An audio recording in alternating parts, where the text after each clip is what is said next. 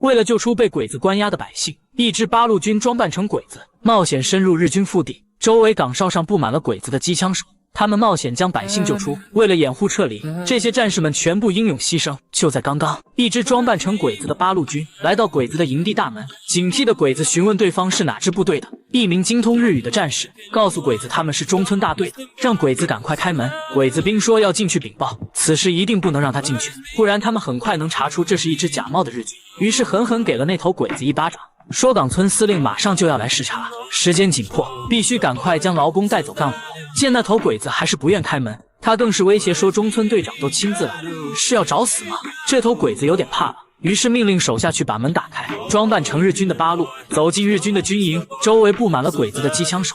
如果有一个人露出马脚，后果不堪设想。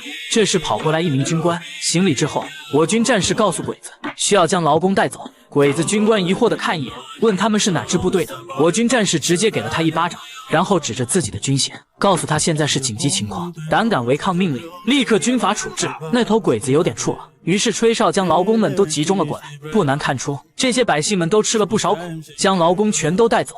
对方肯定不答应，而如果挑走一部分，剩下的人必死无疑。周围鬼子的布防严密，强攻的话没有胜算。不过他们最终伤病，还是要想办法将百姓都救走。那名战士用流利的日语告诉对方后，鬼子的确是坚决反对，并还要求去请示自己的中队长。此时双方的火药味都开始浓烈起来。为了能救出被鬼子关押的百姓，假扮成鬼子副官的八路过来给队长出了主意。队长虽不懂日语，但这里的官衔就属他最高，必须要由他跟鬼子交涉。那方法就是直接走过去，对那头鬼子军官就是2巴掌。鬼子军官还没放人的意思，接着又是重重一耳光，鬼子被掀翻在地，自己赶快走开。假扮鬼子副官的战士就赶快过去，用日语告诉对方，他藐视中村队长的权威，他们的中队长可是一个性格暴躁的人，只有把他要的人交给他，才是最好的办法。被打懵的鬼子只好同意，并命令手下将百姓们放出来。就这样，百姓们终于离开鬼子的营地，而鬼子军官也马上联系司令部来确认对方身份。当明白对方是假冒的，气不打一处来，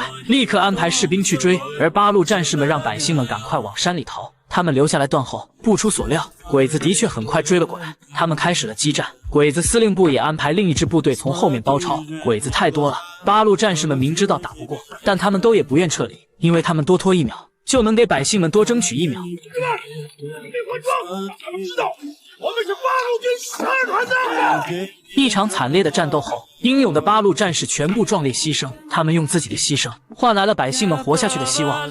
他们每个人都是英雄。